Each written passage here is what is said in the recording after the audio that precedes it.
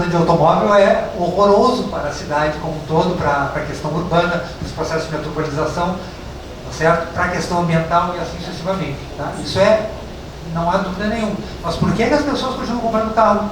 Porque para muitas delas diminui o tempo de deslocamento.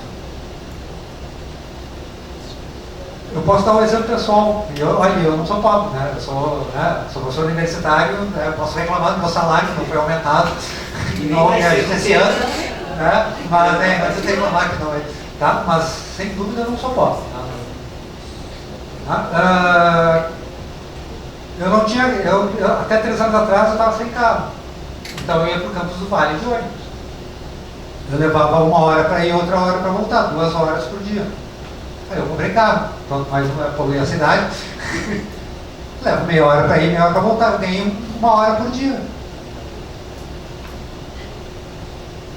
É isso que explica as pessoas terem comprado mais carros, porque sem dúvida, tá? Aí, na prática, no cotidiano, tá certo? O carro para uma boa parcela da população significa um ganho dos tempos de deslocamento. Tá? Então, nesse ponto, eu vou continuar com a minha posição. O nosso problema é que aí nós não temos dados sobre isso. Exatamente porque a forma pela qual esses dados são levantados são homogeneizadores, é da população em geral. Certo? E você não tem essa disposição de como é que de como é que a população se deslocava antes desse aumento dos congestionamentos. Tá? Certo? Então, nesse ponto, tá? Eu acho que talvez uma boa parte dos outros questionamentos tem a ver com a minha questão do que também tem a ver também com mais uma questão levantada pelo Luciano, a minha questão do neoliberalismo. Como é evidente, eu disse que era para provocar, dizendo que o neoliberalismo não existe, não existe nesse cenário, mas é óbvio que não existe aquilo, mas tá? Então, nesse ponto nós concordamos também, sem dúvida. O que se colocar é que esse neoliberalismo, o tal do realmente existente, é aquele que funciona na prática, e isso funcionar na prática nem sempre é um livre mercado 100% livre, porque na verdade é isso que não... empiricamente nunca existiu um mercado 100% livre. Tá? Historicamente a gente não consegue constatar isso. Então mas é evidente que o neoliberalismo tem uma força, inclusive uma força ideológica, naquele sentido clássico de ideologia, gigantescamente forte. Ele provoca, e tem provocado essa reação, que pode muito provavelmente estagnar da direita agora, porque é bastante provável que Dilma não fique. Então essa guinada direita ela vai ter muitas direções nesse sentido do neoliberalismo e assim sucessivamente. Tá? Mas a questão toda é exatamente o fato de que esse neoliberalismo ele funciona, ele tem que ser examinado em situações mais concretas, que era essa minha grande provocação, coloca que, inclusive, se a gente lembrar dessas coisas concretas, a gente vai lembrar o seguinte: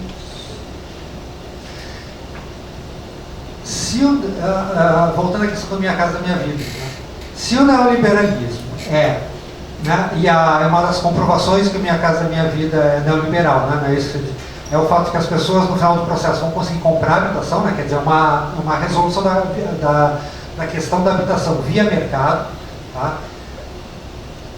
Quer dizer, e portanto individualmente as pessoas vão ganhar a propriedade da terra no final desse processo, certo? Então você está resolvendo via mercado, e essa que é a grande crítica. Mas vejam bem, sabe? Por que me incomoda se a gente coloca a culpa tudo no liberalismo? O que é a autoconstrução de favelas, se não a resolução individual do problema da habitação? E não é isso que o neoliberalismo diz que o neoliberalismo vai resolver nossos problemas via individualidades? Nós já tínhamos individualidades antes. Tá? A autoconstrução é a resolução individual do problema da habitação. Quer dizer, enfim, é a resolução para quem estava lá, porque ele resolvia o problema dele. Então, todos os vários problemas que aconteceram depois, Minha Casa Minha, tem a ver, inclusive, o fato de que pessoa que tinha resolvido, entre aspas, tá, o seu problema de habitação, né, com a autoconstrução e, portanto, não pagava água nem luz, né, porque tudo era gato, né, quando ela enfim, quando ela, né, via Minha Casa Minha Vida, ou via esses processos todos, né, vai para a nova moradia, se torna extremamente mais caro. Verdade? Então, em resumo, é só para mostrar como é. O que eu quis dizer com esse exemplo? Mostrar como é gigantescamente complexo, tá? A gente simplesmente jogar a culpa, entre aspas, dos nossos problemas atuais no neoliberalismo. Tá? Porque, na verdade, a resolução via mercado ela já acontecia de formas. Né? Eu acho que o processo que a gente está chamando de financiarização atual, tá? Ele, na verdade, tem significado porque ele mudou a forma pela qual, tá certo? Você está resolvendo, entre aspas, esses processos. Certo? Na verdade, agora, o que aconteceu no Brasil nos últimos tempos é que o governo estava capturando uma parte desse processo de financiarização, via Estado, e estava tentando, entre aspas, resolver esses problemas. Resolver, por exemplo, o problema da habitação via Minha Casa Minha Vida. Tá? Com vários problemas. Milhões de problemas, todos os problemas levantados são verdadeiros, mas é só lembrar que, mas enfim, na verdade o meu grande problema é com a gente tentar resolver o problema simplesmente colocando culpa no tal do neoliberalismo, tá certo? Ou então numa financiarização, porque o próprio processo de financiarização, como eu tentei talvez lembrar anteriormente, ele sempre existiu, certo? É impossível você fazer investimentos sem passar pelo mercado financeiro. O capitalismo sempre fez isso. Na verdade, até antes o capitalismo também se resolvia, né? Vai depender também de onde a gente colocar o início do capitalismo aí, né? Mas se você resolve problemas de investimento via mercado financeiro, né? Isso já se fazia antes. Só que isso era um mercado bancário mais restrito. Na verdade, a financiarização tornou isso muito mais complexo, tá? E jogou, jogou esse processo todo para quase uma independização.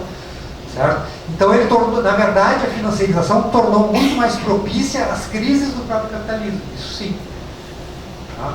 Exatamente porque ela torna mais independente. Tá? Mas é inescapável você usar o sistema financeiro para processos de investimento, sejam eles quais forem. Tá? Então eu quero dizer isso, então, não sei se estou conseguindo captar o que quer dizer. A gente simplesmente xingar, porque está usando o mercado financeiro, a financiarização para fazer programas governamentais, sim, mas sempre se fez isso. Quando é que não se fez isso? Enfim, em resumo, as minhas provocações era só mostrar que nós temos novidades nas questões atuais, nas questões do desenvolvimento do capitalismo e do desenvolvimento dos processos de urbanização, temos. Mas em parte eles não são, em parte isso é uma coisa um pouco cíclica, tá? Dessa relação entre os processos de acumulação e os processos de que é necessário ainda inevitavelmente você ter objetos construídos, você ter mercadoria construída efetivamente, mercadorias efetivamente existentes, materiais, tá certo? Mas e o fato de que uma parcela desse sistema financeiro se deslocou cada vez mais, se descolou, desculpe, cada vez mais da produção de bens materiais. E essa produção de bens materiais não é só da fábrica, né? Pode ser também de bens materiais dentro da cidade, que é a construção, todo o mercado imobiliário. Se a gente tem que resolver como é que as pessoas têm que participar, é óbvio que as pessoas têm que participar, tá? Ele jamais seria contra, né, todos esses processos, né? E as pessoas em parte, né, mesmo que seja uma elite, digamos assim, ou seja uma minoria, participam porque percebem contradições. Por que os pobres muitas vezes não participam? Porque normalmente certos segmentos sociais não estão participando porque eles ainda não perceberam aquilo como algo como uma contradição que o afeta diretamente. Porque quando afeta diretamente, né, a pessoa vai para a rua, digamos assim. Ou se não vai para a rua, né, nesse sentido de participar de manifestações, tá, porque é uma coisa muito, né, acaba sendo uma coisa meio restrita, mas isso fica à mostra. A solução, se eu tivesse a solução, a solução,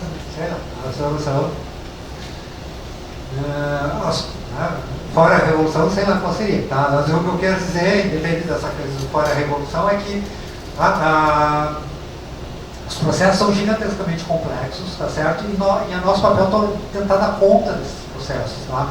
E sem, certo? E ver que essas contradições estão surgindo. Eu não sei se foi isso que eu tentei passar, tá? Não significa que eu seja a favor das formas pelo qual se resolve o problema da habitação, né? Se seja a favor de resolver a habitação via mercado e assim sucessivamente. Não foi minha intenção me mostrar favorável. Minha intenção foi mostrar como essas coisas são contraditórias e às vezes a gente não percebe essas contradições. Ou muitas vezes a gente deixa passar essas contradições, certo? E simplesmente ataca uma coisa ou concorda com ela sem perceber que sempre elas necessariamente são contraditórias. Provavelmente, como eu disse, tenho certeza que deixei alguma coisa de fora, certo? Mas é isso.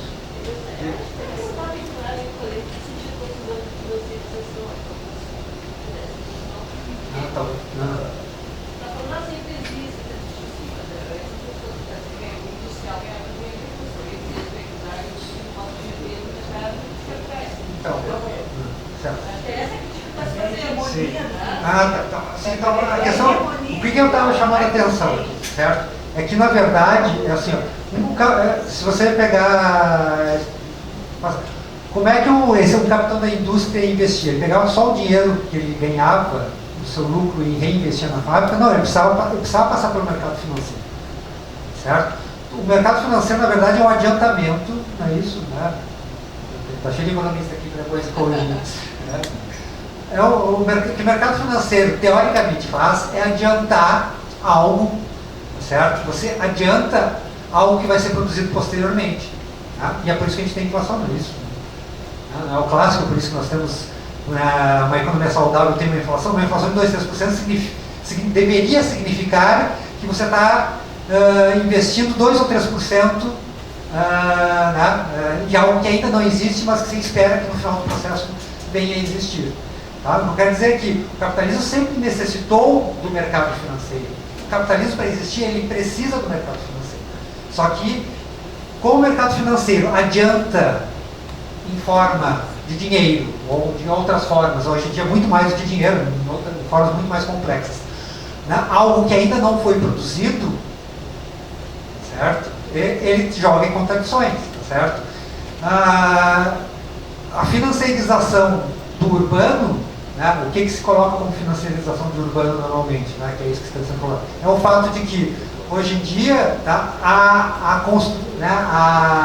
construção do espaço urbano, ela passa necessariamente por esse mecanismo financeiro, certo? E ele passa pelo mecanismo também de que as pessoas, para estarem na cidade, elas precisam, de alguma forma, mesmo que indiretamente, estar no mercado financeiro.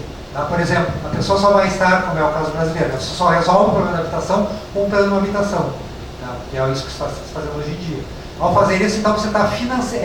Esse é o sentido normal, mais usual desse processo de falar que estamos em processo de financiarização. Se você está comprando habitação, significa que você está financiarizando, partindo para constatar que aquela habitação se transformou em valor de troca, não mais simplesmente em valor de uso. Certo? A financiarização é um aspecto daquilo que o Lefebvre chamava, né, de que na cidade capitalista agora, né, os bens construídos, né, os alojamentos, as habitações, se transformam em valor de troca, não só em valor de uso. As pessoas não moram só. Né? As pessoas não moram só na casa. Elas compram uma casa e, portanto, elas podem vendê-la. E muitas vezes fazem isso. Tá? O paradoxo dos nossos dias atuais, inclusive, é outro. Sabe qual é? A gente acha isso normal quando a classe média faz. A classe média usa o valor de troca. A gente compra apartamento e revende ele. Quando o mercado está favorável, os preços estão lá em cima, a gente comprou com financiamento lá, e agora deu um boom imobiliário e a gente vende, porque a habitação está mais cara. Certo? Mas o paradoxo é que o nosso capitalismo é tão esquisito que a gente interdita e somos pobres. A gente quer incluir eles via financiarização, mas não quer que eles venham a habitação que a gente dá para eles. Por quê? Se é uma inclusão. Porque para eles é tipo o valor de uso. Porque para eles é só valor de uso. É só valor de uso. Nós estamos transformando os pobres em segunda classe. Nós estamos dizendo que eles não podem. Nós queremos que eles participem, mas não do mesmo jeito que nós. Deixa eu dar uma complementada assim, para a questão da o que há de diferente. Vamos ver se explicar. Não sei se agora já sanou a dúvida, mas assim, é isso, né? Enquanto não estava na época da financiarização, o capital financeiro existia, evidentemente. Existia um sistema de crédito, existia um bolsa de valores. O que traz a mudança na financiarização? Alguns aspectos. Primeiro, quando a gente fala do aumento de importância da elite financeira, os bancos, a classe dos banqueiros começa a ter tanto ou mais importância do que o industrial. Começa por aí, é um motivo financeiro. A questão de que